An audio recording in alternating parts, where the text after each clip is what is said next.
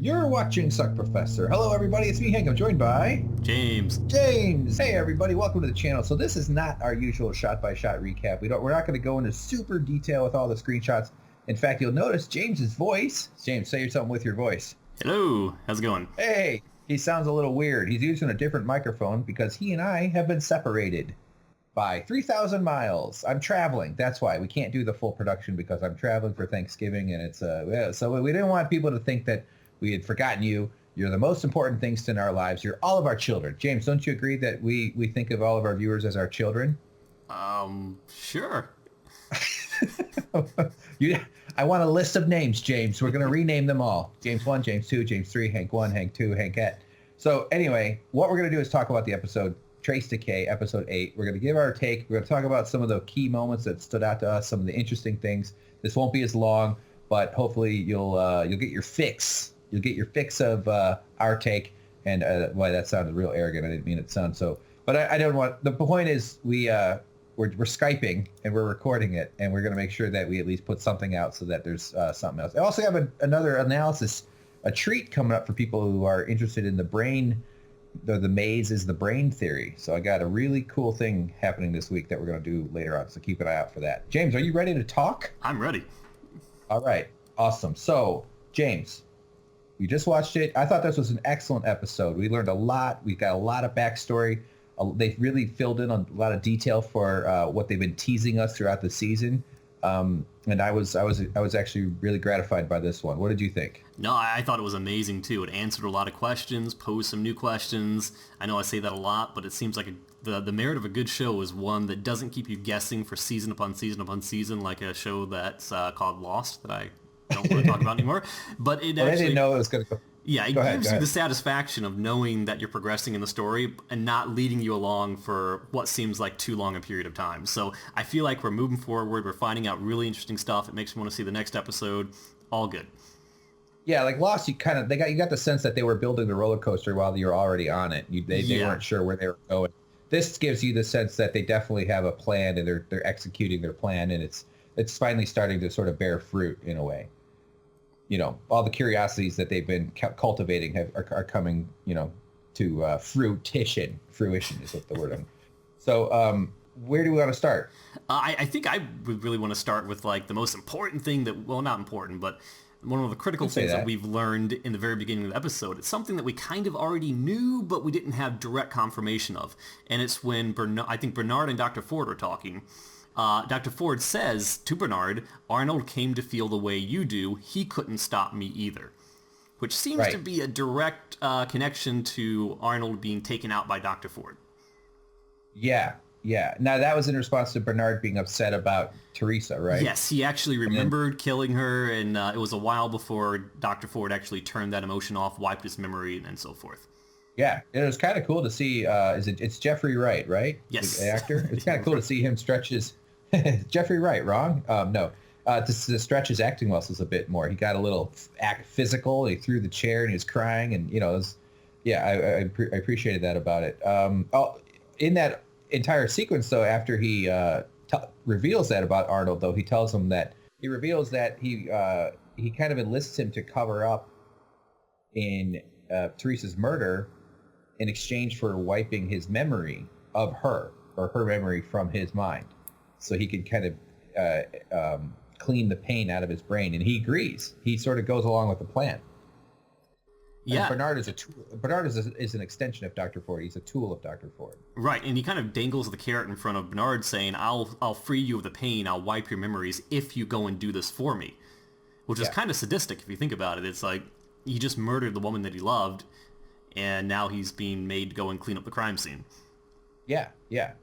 I mean, he didn't seem to be too stressed about his entire identity being a sham, or finding out he's a robot, not a human. Yeah, it didn't seem to be the primary concern. Although but it kind of speaks to the way that Dr. Ford, because there's actually a line in the episode where he says the original robots had all the primary colors of like love and hate, and he wanted to fill in the detail with what's in between those feelings. Right. So it speaks to that, like Bernard's deeper motivation is more about the pain about Theresa's loss than it is about his own identity. Mm-hmm. So, anything else to say about that one? Not really. The only next thing that I was really proud of is that we have a little bit of contemporary music playing at one part in a Maeve scene when she's in the bar, and I actually recognized it. It was the House of the Rising Sun. Man, you are a music pro. No. You're like one of those iMac owning DJs. Listen to you. I rarely get any of these, so the slightest thing that I pick up on makes me happy. I recognize it. In fact, I know how to play that song on guitar, and I still couldn't place the name of the song. I know how to play that song on YouTube. Oh, wow, look at you. Yeah, you use a guitar pick, and it's So one of the things that was interesting in that scene with Maeve, so Maeve's whole caper is she wants to get out of the place. She's juiced up her hit points, and she's juiced up her stats, so she's really, really powerful now, but she needs help. And so all she can do is manipulate Felix and Sylvester, the two Tweedledees and Tweedledums of the butchery department. I don't know why why didn't we come up with that for the Alice thing? Oh, that's exactly who they are. Yeah, but Tweedledee and Tweedledum in the Alice thing, they're not like butcher. They don't like chop up bodies, or I don't even know what their jobs are. Are those the fat guys on the motorcycles?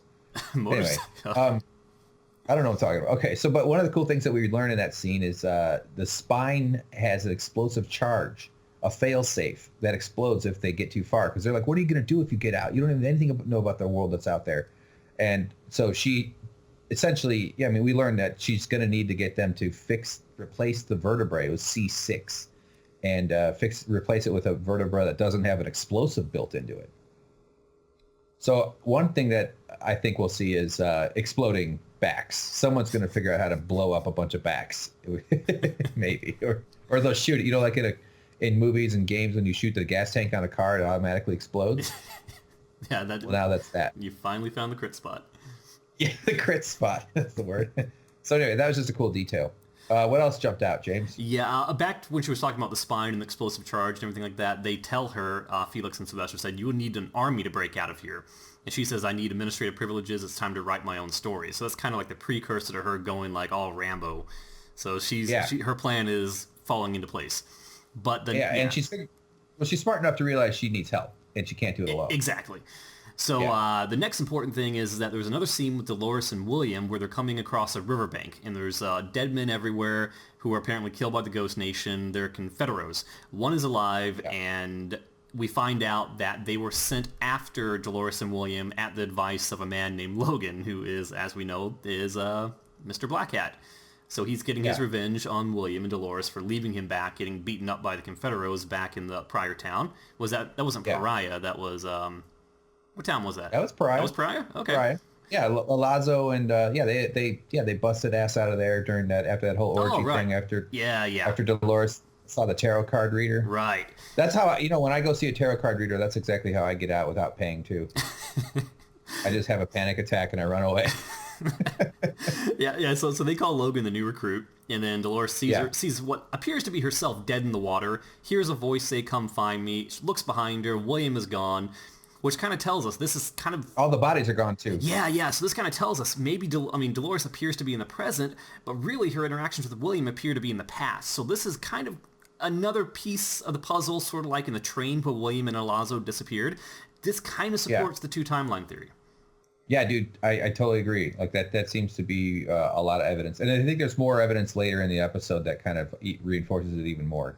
Would you say? Oh, absolutely. And we're getting up to that. The Dr. Ford does the thing with the transmission parts. He's sort of trying to cover. It's sort of the story they came up with was that Theresa got killed. Although they don't, he seems to play dumb. But they find the data transmission gear. But Charlotte doesn't really buy it. She's pretty suspicious, and she says that Theresa was very clever and very careful, as if to say, I don't fully trust what you're going on with here. Yeah, so Charlotte and Dr. Ford are obviously going to have their, a confrontation or showdown. Charlotte is definitely smart enough to sort of put up a fight, but he is Dr. Ford. He has been running the show for so long. Yeah, and what else was cool, though? Yeah, the purpose of the purpose of that scene was just to get Bernard reinstated as head of behavior. Yeah, which means he's not going anywhere. And that they got away with killing Theresa so far. Pretty much. Right. Yeah. Right. So the next thing that I saw in the episode that was really interesting is where Maeve is talking about her code being, or at least part of her code being very old, and how it's like two minds arguing with each other. And then she says, who is Arnold? So she's kind of going back talking about that whole caramel mind thing, where it's something that kind of is implied that we know Arnold created it. We know it was inherent in the minds of the older hosts, but they kind of buried it in code and overwrote it so that the only voice commands that remain are the ones that they use to control the hosts on a very upper level. But it seems that Maeve is old, her code is old, so she has that within herself still.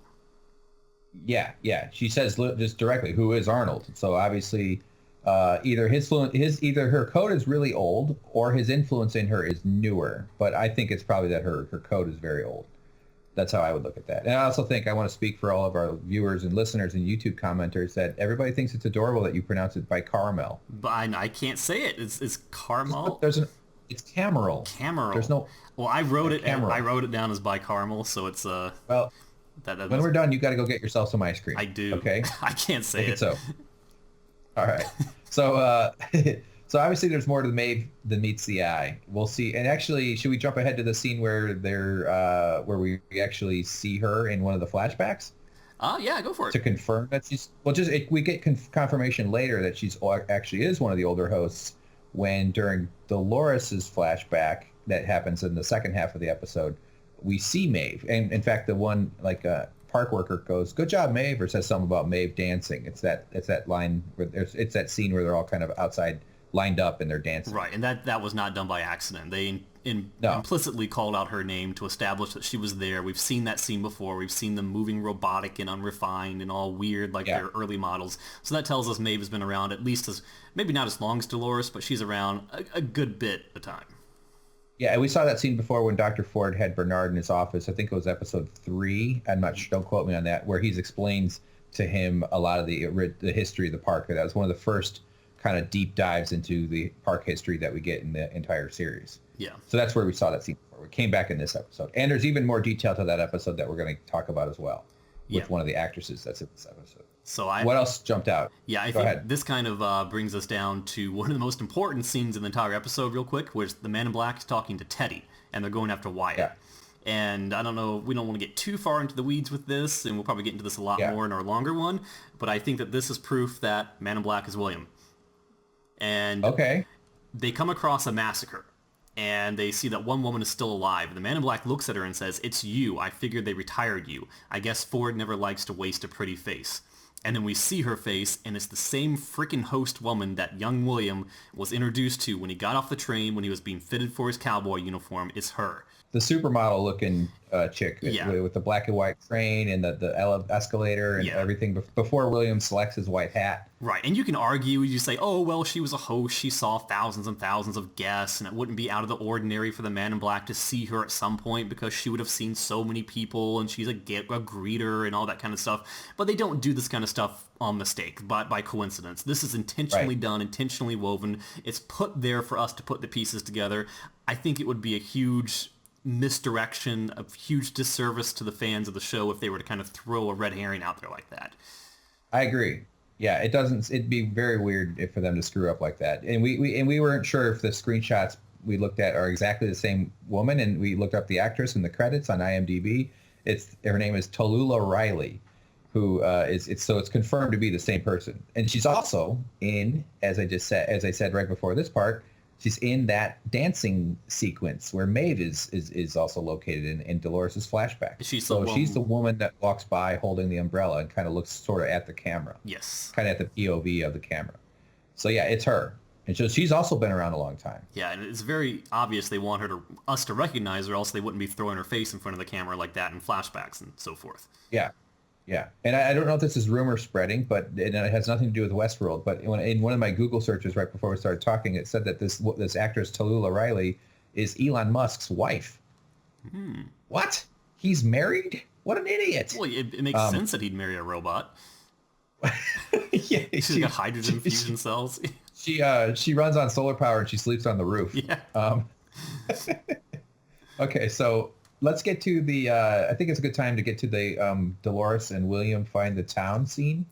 Yeah, okay. Right?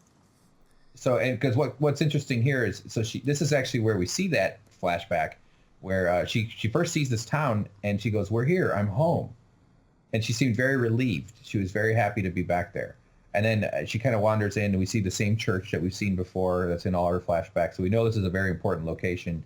And then there's like the dancing sequence that we've talked about. And then there's the little girl who comes up and she says something to her. And then there's the massacre, right? And it's sort of distressing. And that we end up with her kind of being consoled by William. And one of the lines that she says is super important. She says, "When are we?" Right. She says, "Is this now?" Yes, "Is this now? Am I going mad? Are you real?" So she doesn't know what's real or what's not.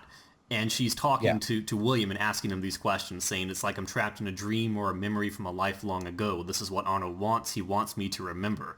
But the fact that she says "when" tells me that this is another stepping stone towards the dual timeline theory. She's not saying, "What am I doing? What's going on?" It's "When are we?" And just in case people listening haven't heard the dual timeline theory, it's that William is young Man in Black, and so we're actually watching two separate timelines occurring, both at different times, different eras of the Man in Black's life. Right. One when he was William, and one when he's Ed Harris. I was completely opposed to that theory for the longest time, but now I can't overlook the evidence that's building and mounting. It seems too compelling a theory not to be true, and I was always opposed to it because I was thinking, well, I mean, it's surfaced too early, and just because it's surfaced really early doesn't mean it's not legitimate. Well, yeah, I mean, there's still room for it to be wrong, just because this whole show is about loops and time and losing yourself in reality and your dreams being haunted by the past. And actually, there was we're just going to jump back real quick to a line from the beginning where Felix explains to Maeve that they don't really experience memories like we do, because we have like fuzzy human memories and they have very accurate robot memories. So they sort of relive their lives and their memories. So that's why they're so much more powerful to them. Yeah. And that kind of, I'm just saying that to point out that like it would make sense if you have the kind of memory that functions that way, that the when would be confusing. You know what I mean? So it may not be the dual timeline. Right. And the title of the episode is Trace Decay, right? Yes. Which is a psychological term for human memory degrading over time, becoming less reliable, becoming more fuzzy, as you said, which is an inherent difference between the hosts and humans. Yeah, their memories don't get fuzzy. They're really realistic. And Trace Decay is actually the nickname of Dick Tracy's missing daughter, who is slowly disappearing. I don't know what that means. All right. Another thing. So this is actually, are you good with that whole Dolores when are we thing? Yeah, I think we should take like one little minor step back though and talk about that conversation that Bernard and Ford had, which resulted in a revelation that Bernard remembered before his memory got wiped. Okay. Go ahead. Okay, so there's this big, long conversation between Bernard and Ford where Bernard was asking him, was my wife and son real? Finding out that every host has a backstory, needs a certain fiction to feel alive, to feel like he has meaning. And it kind of goes into a path where Bernard looks at Ford and says, "Have you ever made me hurt anyone like this before?" And I missed this. Hank picked up on it. And Ford says, "No, Bernard, of course not." And then what does Bernard remember right before his memory gets wiped? Oh, yeah. I mean, this is huge. I didn't recognize her either during the shot, but I knew it wasn't Theresa because we were talking about, James thought it was that a quick flash right after Dr. Ford says that, and it sort of flashes to Bernard going like, I think, and then he remembers, and it was a woman. And we looked at it again before we recorded this, and it turns out that was Elsie. Oh, they showed the shoes. I guess you're supposed to recognize Elsie's boots or something, and then they kind of pan up or tilt up, and it's Bernard. And it's Elsie's face being choked, and Bernard kind of looking dead-eyed, not making no expression, but he's the one doing it. Yeah. So that answers our question of who attacked Elsie in the theater, in the old theater. Yeah, and she was crazy. Trying to take an Elsie selfie, and then she gets killed. It's horrible. Elsie selfie. Yeah, her favorite show is Saint Elsewhere. Where is Elsie? Boy, I bet. God, I'm so old. It's embarrassing. The other thing about that sequence, other than it being crazy, because Elsie kind of disappeared, is that Dr. Ford lied to Bernard, and he knew, and he realized it. Right. That might have been a mistake that Dr. Ford just made, because he goes, no, I've never made you hurt anybody else, and then he immediately remembered him making him hurt someone else. Right, and as we know, other scenes, wiping a memory is not a foolproof plan. Maeve had her memory wiped at some point, but she remembered things, so I don't think his reformatting program is all that good as he thinks it is. It might not be. Yeah, I mean, who knows how Bernard's going to take that. Bernard certainly has a lot of reason to eventually maybe turn on turn on Ford. Boy, it's hard to talk about turning on other people when you don't mean it in a sex way. So yeah, one of the other things that jumped out that was pretty interesting, I thought, was Charlotte. She recruited Lee Sizemore, the narrative writer guy, to help her with something. And they go into cold storage when we see all the gross, scary, weird dead bodies, the mannequin army standing still in the cold. And they walk over to Peter Abernathy. She's like, this old dumbass will do. And it turns out what she's using him for, she starts to punch on her little iPad. And he goes, what is that? She goes, I'm uploading 35 years of data.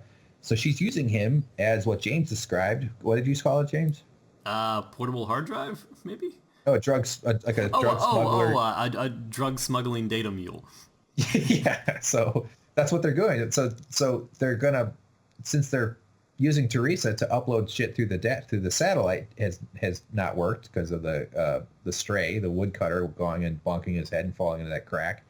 They're gonna smuggle it out with Peter Abernathy, and then she needs Lee Sizemore because he's like, I can't get him out of the park, and she's like, well, that's what your job is. Your job is to come up with a story to put him on a train out of here. Right. But James, it made me wonder about something, though, because you have all these guys in cold storage. You know that they're going to try and write a basic personality for him to create a narrative that's going to get him out of the park. But we also know that in the C6 vertebrae, that they all have explosive devices implanted into them.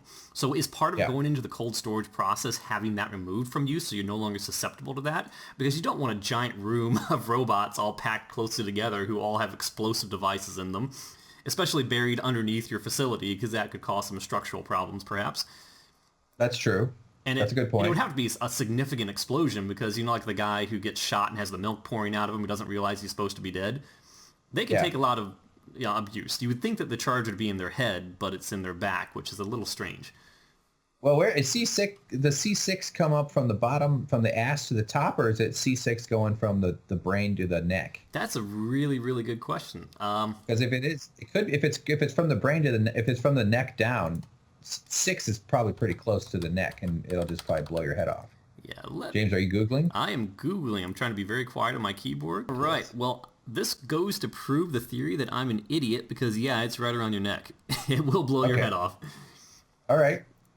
So it's on the neck then. For some reason, I pictured it like basically blows off your tramp stamp. Yeah, that's what I was thinking too. It was like, oh, well, I'll just put a wheelchair down there or something like that. But no. You just have a giant hole and the milk just pours down straight into your rectum. Sorry, everybody. I didn't mean to put that image in everybody's head. But so there's a couple ways they could get around that. I mean, let's say they don't remove the explosive. They could probably do something where the explosive doesn't get detected, you know what I mean, on the train, or they can have some system where they just need to get them close enough where they can take the data some other way. Right, and do you think that they actually have a way to detonate the device on command if something were to go wrong? Yeah, or maybe they only need his head, and they can cut it off above the, where's the data? Is it all stored in the gut, or is it in the head? I think it's all in the head. Or there could be like a massive battle scene where the hosts are attacking by putting the heads in catapults and shooting them over at the... just because they're basically bombs. Launching him off and then the head lands near a photo, and he starts crying because he sees a photo, and he goes, "Oh, a photo! Cool!" So, okay, that was really interesting, though. So the next one, though, was when... I think we're getting pretty close to the end here. When Teddy is kind of... Teddy took the Man in Black captive. Yeah, because he remembered. Teddy remembered what he was doing to Dolores, how he was dragging her away into the barn and doing all this terrible Man in Black stuff. Yeah, after they got attacked by that big bull man, and he kind of looked like he was, it sort of like resembled the way that the Man in Black had dragged Dolores off into the barn outside their house. So that triggered his memory, and then it made him turn on the Man in Black. Yeah. But then later on, though, they're talking, and they've rescued our new actress, Talila Riley. Angela is the character's name, and she is... they're asking the Man in Black about his past, or he's revealing more about his past. Right. We learn a lot about it. Like his wife died, and he was a really powerful person. But right before he explains more about that, they say to him, "You speak like you own this world," and he says, "Not just this one." And then he goes into his past a lot more. So that could be interpreted like he meant, yeah, not just this one. I also own one other one. Like I own a lot of the outside world. Right. I'm a big important person, which we all know to be true. And that he plays World of Warcraft. And then he plays World of Warcraft and has his own domain. Or maybe he's referring to other amusement parks like Westworld. Like we've got Future World, or we've got, Clown World, or we all have, or he's got a Aquaman World or something like that. Porno World. Pizza World. I could go for a pizza and some porno right about now. Sorry, James, to tell you all that. So did you read it that way, or did it seem like he just meant the outside world? No, I actually thought the same thing. I was thinking that, Westworld has many different parks. I would assume that they have a franchise of things going along. So I was thinking that he was going to reference that, saying that this world is not the only world, there's a real world, and there's other worlds like yours. And I was hoping he would go into that.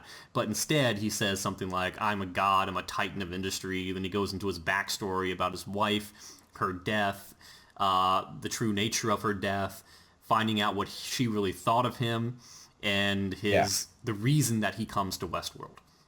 It motivated him. I didn't quite catch that. It motivated him to come prove how evil he is, or it made him question the fact that he's not actually a good guy, and he came to find out how bad a person he can be. Well, he says that in the real world, he never harmed his family. But he said that his family was afraid of him, that he was cold and callous, and that his wife saw him as someone who had darkness within him, and that she couldn't stand to live with him anymore, so that she didn't just take pills and slip into the bathtub and drown. She intentionally killed herself. At least that's what his daughter told him at the funeral. So he wanted to see what he was really made of, to see, I think he said something like, I wanted to see if I had it in myself to do something truly evil, to see what I was made of. So he came to Westworld to find himself in a way. Now, if that makes him the Man in Black, doesn't that kind of disprove the William is Man in Black as a young man theory? Because William's whole reason for coming there is to be is to go on his bachelor party with Logan. He's marrying Logan's sister. Well, the important thing is that he says that he was married to his wife for 30 years at the time that this happened. So it might mean that this happened much later in his life, and he came back after having been there as a much younger man. Yeah, that's totally right. I totally...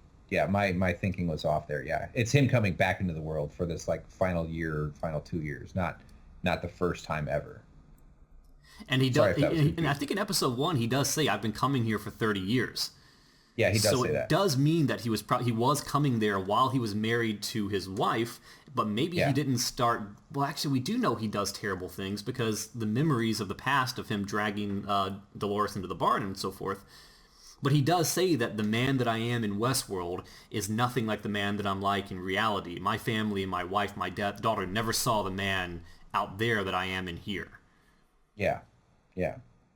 Oh, which would be that belies a little bit the notion that she killed himself because he was such a bad guy. But maybe he was in some sort of denial or whatever. But anyway, we learned a lot more about his background, and I think that we'll probably learn a lot more about that whole suicide thing too. I'm guessing that'll be season 2. Right. When they do. And the important thing, a little dialogue that he says about, he meets Maeve, the daughter. He's the one that kills her. He says he kills him just to see what it felt like. And then he said, and then when I was done, the woman refused to die. I felt nothing. And then something miraculous happened. And that's when he kind of goes into the maze revealing itself to him. And that's when we get that shot of Maeve and her daughter collapsing with the maze underneath them, which is from the original trailer for the season. Yes, and so that screenshot has been tempting or teasing people because it was in the original trailer, so everybody knew about that maze reveal, but we didn't know who those two people were in that shot. So now we know it was Maeve and her daughter who had just been killed by the Man in Black. Right. On his sort of that seemed to be his first killing. Right, and he gives this foreboding line saying there's a deeper game here, Arnold's game, and that game cuts deep. Yeah, so we don't really still know what the maze is. We don't. That doesn't really answer the question. Yeah. It's also really weird that it's carved into the ground. Yeah, I think it was a farmer who was tilling, and he just got really drunk and started going in circles. And I agree. I think it was a farmer who just had gone to Shoney's and was playing with the menus and wanted to do his own maze for the kids. And then right over the way is a really big junior jumble. So yeah, all right. Well. It ends with Teddy being unable to kill Ed Harris, the Man in Black, and then Teddy suddenly stabbed by a woman. Teddy went down a little quick, I thought, there in that shot. He got stabbed right in like a upper shoulder area. Yeah, I thought if I ever get shot anywhere, that's probably where I want to get shot. I know there's a lot of veins and blood and stuff in there, but that seems like the safer place. Kind of like the meaty part of the shoulder, or inside the shoulder bone? I would say like in the meaty part of the shoulder, because I used to think, okay, shoot me in the leg, but that's a femoral artery. You could get bleed out. And you don't want to get shot in the head because that will mess with your by fudge caramel nougat mind. You don't want to get shot in the head. Advice from James, everybody. Yeah, I've been researching that one. Yeah, so I think you're right. Shoulder's a good spot. Gut shots are supposed to hurt. I would say shoot my pinky toe. just pop that fucker off. Okay, you dropped a 45-pound weight on it. I don't know if that would do it, but I guess from the right height. But the woman stabs him and he goes down, and then she sort of, I forget what she says or whatever, but the Wyatt gang shows up. She's part of the whole thing there. So she works for Dr. Ford because he's made this whole Wyatt gang with the masks and the crazy. They're sort of they look cultish or occultish almost, but they're dressed that way to be intimidating and terrifying, which is all by design from Dr. Ford. And if you ever played like a video game like The Witcher or something that's like a wide open world game, and you start off in like a little town like Sweetwater with your little level 1 character, and you start running out to see as far away as you can get before you get slaughtered by things that are way above your level, that's kind of what I feel like Dolores and William are in the middle of. It's, I mean, not Dolores and Teddy and the Men in Black. Teddy and the Man in Black, yeah. Because these guys, I mean, like that big bull-headed guy, you saw how much hit points that guy had. Yeah, it took him a lot to get him down. He was huge. Dude, that's a good analogy. That really does seem to make sense. Yeah, they're far away from that starting village, and now they're in real danger. I think that makes a lot of sense. Anything else you want to add, buddy? No, that's pretty much it for now. And like, we're going to be doing another one of these that's going to be a lot more in depth, right? Yeah, we're going to do our standard shot-by-shot recap. I don't get back until like late Friday, so we're going to work on it Saturday. Hopefully we'll have it up maybe Saturday, but probably Sunday morning. They take about 5 or 6 hours to make. They do take quite a bit of work, especially with the animation stuff. Yeah, and the guys I'm renting your room out to should be gone by then, but I'll try and clean up a little bit. Oh, you could leave some of the stains. I'll just I like a good fresh hotel stain. I'll bring my black light. I'll replace the black light bulb, and we'll maybe there'll be some new clues. Huh? Yeah, that's fine. No problem at all. Just make sure the Nutella is off my pillowcases. That's all I ask for. So okay, everybody. Well, there you go. James, I hope you don't mind us doing this little thing. We're doing this. I'm sitting in my brother's guest bedroom here in fucking Virginia, where I've never been to before, and it's where James is from. That's right, where James? I was born and raised. Isn't that weird? I'll say hi to your family for you. Yeah. Anyway, like and subscribe if you enjoy this. Check out our shot-by-shot recaps. Those are the big ones that we do. Look for that on the weekend. And then, of course, we'll be doing episode 9, which will be Sunday night. That's next episode. This is an exciting season, though, man. James, real quick, any prediction or thought about how the season might end? Well, there's one thing, and I don't want to be a spoiler kind of person, but in the series trailer, there's a shot. And if you don't want to hear what I'm about to say, plug your ears real quick. But there is a shot where it shows Armistice, and I'm probably saying her name just as poorly as I say by Carmel. No, you said it right. By Camaro. You didn't say Armistice. It's Armistice. Okay, so we see Amistad, and she is naked in a diagnostic room where you can see that she's got the big snake tattoo going on, but she's kicking one of the diagnostic guys through a pane of glass. And we know that in this episode, Maeve met up with Hector and the team, which is Armistice is part of. So we know that she is basically getting the starting of her army to take over Westworld to get out. Yeah. Yeah, she says that's the help she's recruiting. So she pulls up those two badasses. Her and Hector are both real tough guys. So and tough girls. So I know that's going to, I assume that's going to happen. And I think probably one of the season enders is going to be a big reveal where an elevator door opens or something and Elsie and Theresa, the new host versions, walk out and say, let's get back to work or something like that. I mean, doesn't this kind of kill the Theresa's going to come back as a host theory just because they let her body? I thought they were going to hide her body and then... You're right, because they've already acknowledged that she's dead, and you're right. Yeah. What am I saying? Yeah, that would be a little bit shocking. That would seem to deaden that theory out. But maybe they'll still build her. So maybe the body they're printing is not Theresa, it's Elsie. Because Elsie has not been revealed to have been killed just as of yet. As what's his face? Was it Stubbs, the Hemsworth guy? He comes up and goes, "Hey, you seen Elsie?" That was in this episode. Right. So her fate is still a mystery to the employees. It's not to us, but that leaves room to bring her back. And that's also, just real quick, that's the scene where Stubbs asks about, or he offers his condolences to Bernard because he says, "Look, I know you didn't know this, but I knew that you and her had a thing going. It must be real hard for you. I'm sorry that she..." And he's like, "No, I didn't really know her. I didn't really know her at all."